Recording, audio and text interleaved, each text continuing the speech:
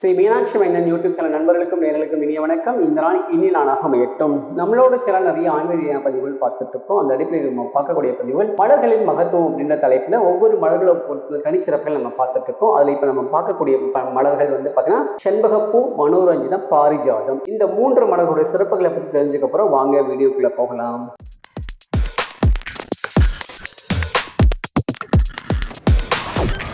முகம் தோன்றில் நாறுமுகம் தோன்றும் நெஞ்சமன் நெஞ்சில் வேல் தோன்றும் நெஞ்சில் ஒரு காலனிக்க இருகாலும் தோன்றும் முருகாசரணம் கந்தாசனம் என்று ஓதுவோர் பொன் சிவேல் முருகனுக்கு அரோகரா திருச்சிற்றம்பலம் தெல்லையம்பலும்.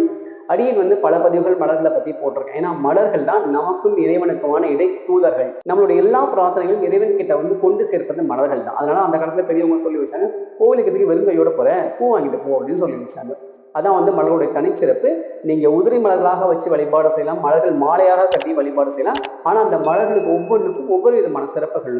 அது நம்ம இன்னைக்கு பார்க்கக்கூடிய முதல் மலர் வந்து பார்த்தோம் செண்பகப்பூ. இந்த செண்பகப்பூ வந்து பார்த்தீங்கன்னா நல்ல நறுமணம் கமலப்பூ கூடிய ஒரு பூவாக இருக்கும்.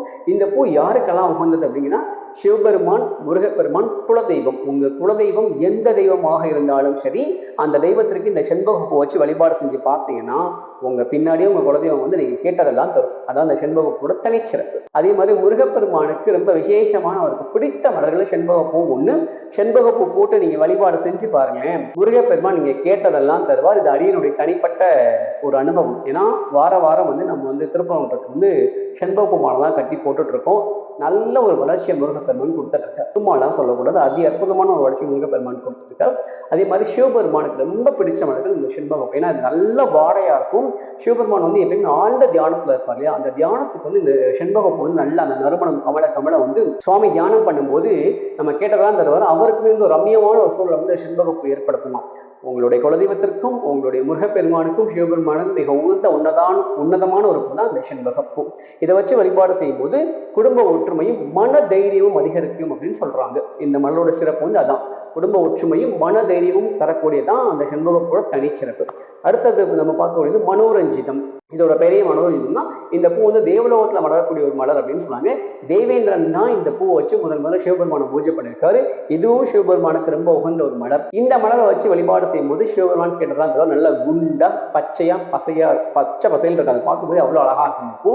இன்னைக்கு வந்து நம்ம கோவில நிறைய கோயில் கட்டுறாங்க. அம்பாள் மீனாட்சியோட திருமுடியில வந்து கிரீடத்தை வந்து கொண்டையா வைப்பாங்க, சுவாமிக்கு சாத்துவாங்க, அம்பாளுக்கு சாத்துவாங்க. இது வந்து சிவபெருமானுக்கு ரொம்ப உகந்த மலர்.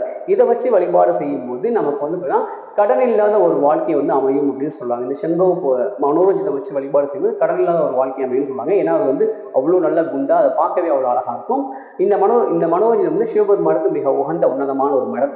அடுத்த மலர் வந்து பாரிஜாதம் அப்படின்னு சொல்லுவாங்க. இந்த பாரிஜாதம் தேவலோகத்துல முதலாக இந்திரன் வழிபட்ட மலர் தான் இந்த மலர்.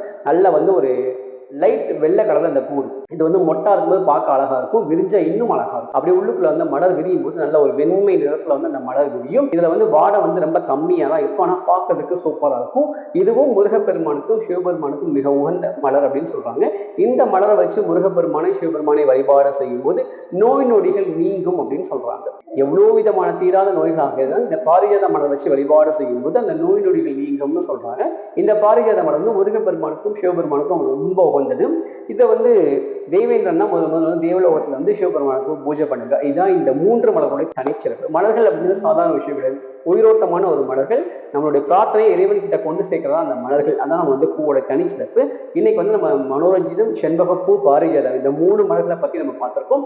அடுத்த பதிவில் இன்னும் சில மலர்களை பத்தி நம்ம தெரிஞ்சுக்கலாம். அது வரைக்கும் உங்களிருந்து விடைபெறுவது முருகன் ஸ்ரீ மீனாட்சி மைந்தன். நன்றி, வணக்கம். வான்மதியில் வளாது பெய்க மலைவளம் சுரக்க மன்னன் போன்முறை அரசு சேக குறைவிலாதீர்கள் வாழ்க.